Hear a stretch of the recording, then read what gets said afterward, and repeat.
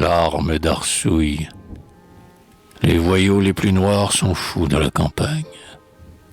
L'hiver, ils vivent dans Paris ainsi qu'au bagne, captifs. La liberté pour eux, c'est le printemps. Aussi, lorsque l'hiver les lâche, ils sont contents. Pour recevoir avril, plus d'un se débarbouille, et le nouveau soleil illumine l'arsouille. Il va, droit devant lui, rêveur, sans savoir où, gambadant comme un chien et chantant comme un fou, rien qu'à voir les talus, les fossés et les buttes.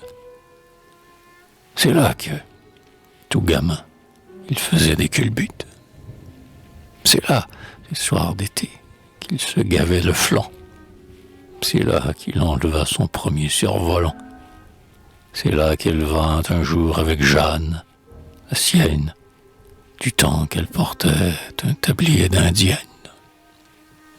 C'est là qu'en rougissant ils s'assirent, très là, et que leur amour frais fleurit comme un lilas.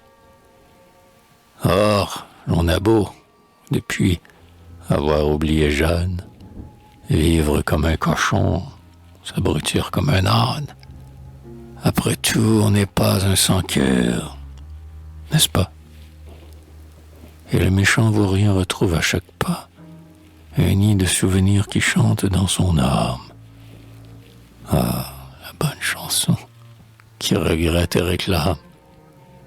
Et si le rossignol n'a qu'à parler, sa voix fait taire autour de lui tous les oiseaux des bois.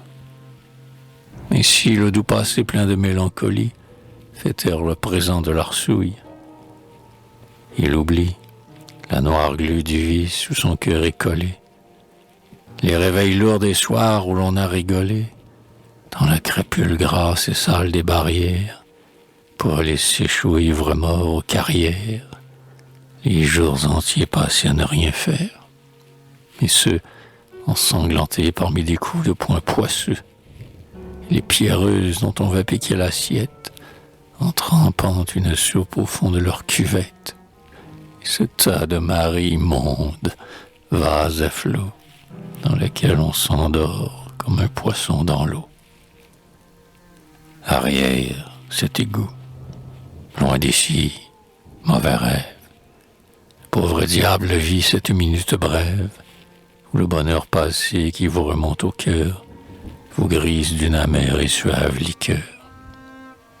Sans honte de sa faiblesse, sans scrupule, sans penser qu'on pourrait le trouver ridicule, il pleure doucement, l'arsouille. Et dans ses yeux, ces pleurs inattendus sont plus délicieux que si dans une fleur du soleil embrasée, un oiseau déposait des gouttes de rosée.